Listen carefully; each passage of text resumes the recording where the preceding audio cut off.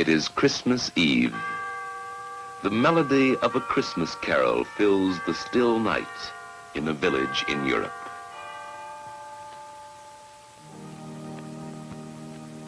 It is Christmas Eve. The same song comes from a church in a small town in America. For nearly 150 years, in many parts of the world, people have been singing this carol. It is the song we call Silent Night.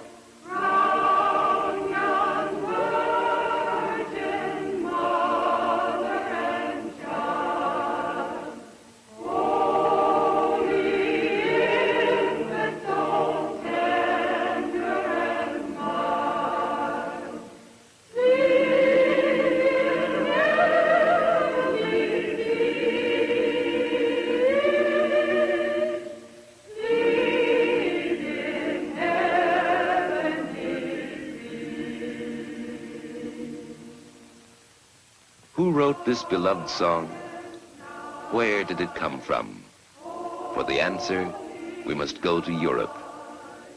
It was here in Austria, in the little village of Oberndorf, that the song was written. If we should go there today, we'd find the town of Oberndorf in the province of Salzburg. Here we can trace the history of the song. Not far from the church of St. Nicholas, in the village, is a chapel built by the people of Oberndorf. Inside the chapel, the story of Silent Night is told in two portraits of stained glass. One is of Father Mohr, the village priest who wrote the words of the song. His friend was Franz Gruber, the teacher and choir master who composed the music of Silent Night. For the story of the two men and the song they wrote, we must go back a long time. We must go back a century and a half. It is the year 1818, in the holiday season, the Christmas season. In the village, it is the time of age-old Christmas customs. Groups of girls are visiting each house, carrying with them a painting of Mary and Joseph. Boys representing the shepherds of Bethlehem come to the houses caroling. They are collecting gifts of food for the poor. The story they tell in song is one that never loses interest, for it is the story of the first Christmas. And the same story will be told again in the Christmas Eve service in the church. But on this afternoon, the door of the church stands open, and all is still. Inside, the choir master, Franz Gruber, has discovered that the organ is broken. He will not be able to play, and Father Mohr will have no music for his Christmas Eve service. And what would Christmas Eve be without music in the church? The problem was one for Father Mohr, but he was not here. He had gone away to visit a family in a mountain cabin. As he walked along, his thoughts were on the preparations for the coming of Christmas. His path took him ever upward, along the snowy slopes. Above him was the forest, dark against the gleaming snow.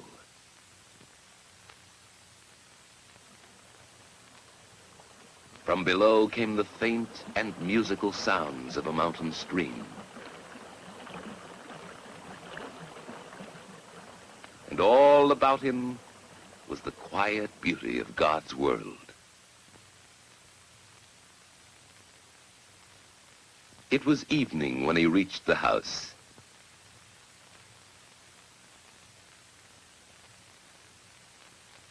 At the door, he received a warm and friendly welcome.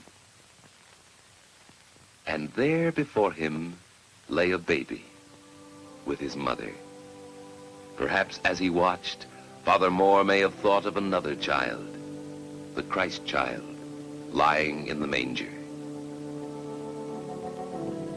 It was night when Father Mohr started back to the village. In the moonlight, the mountain slope lay still and calm. It was a beautiful night, a holy night. Father Mohr thought of many things.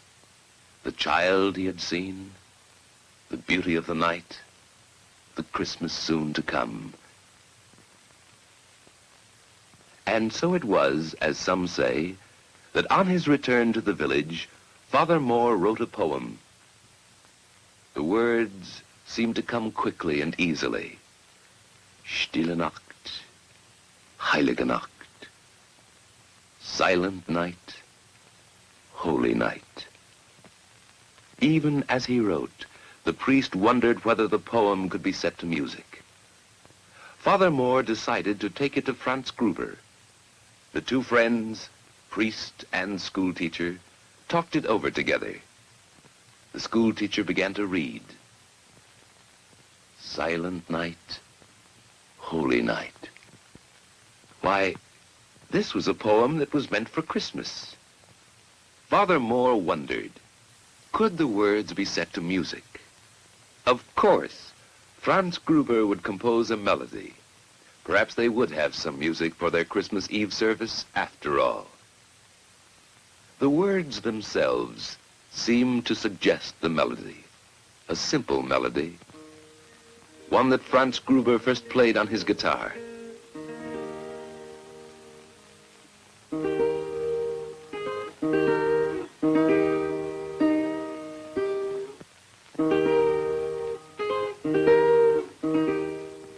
And so it was that the song two men had written was presented for the first time in 1818 at the Christmas Eve service in the village church.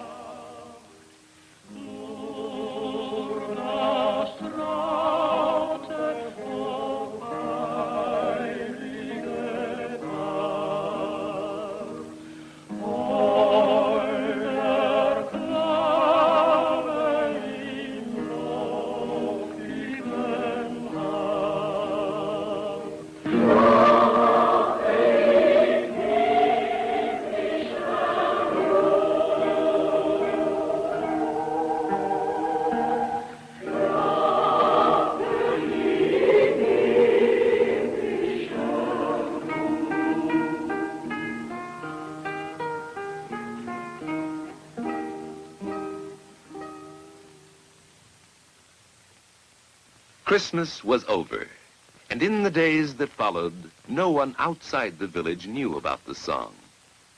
With the first hint of spring, an organ mender from a village in the Tyrol came to Oberndorf. The children knew that at last someone had come to fix the broken organ in their church. And indeed, it was not very long before the old craftsman had put the instrument into working order.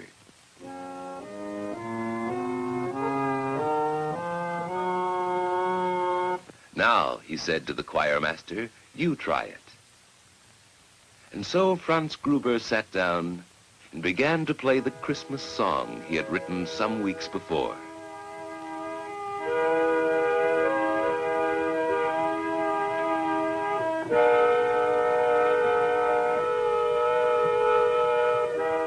The organ mender listened and remembered.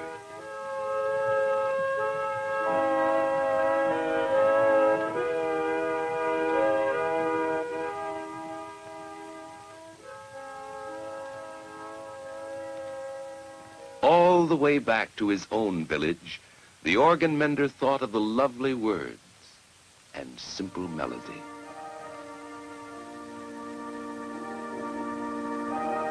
And when at last he reached the hill overlooking his own village, and some children came to meet him, he taught them the song he had learned.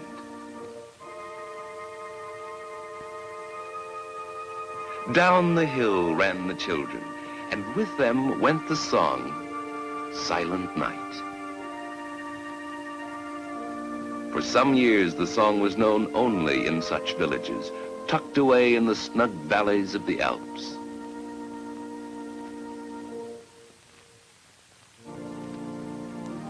But finally, it found its way to St. Peter's Abbey in Salzburg. And from the city of Salzburg in Austria, the song was eventually carried to other places in Europe. To Paris,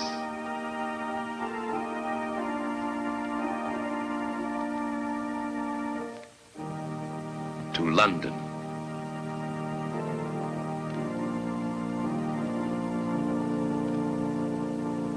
and then to places in America, to the cities, and to the small towns. Today, Silent Night is a song that belongs to everyone.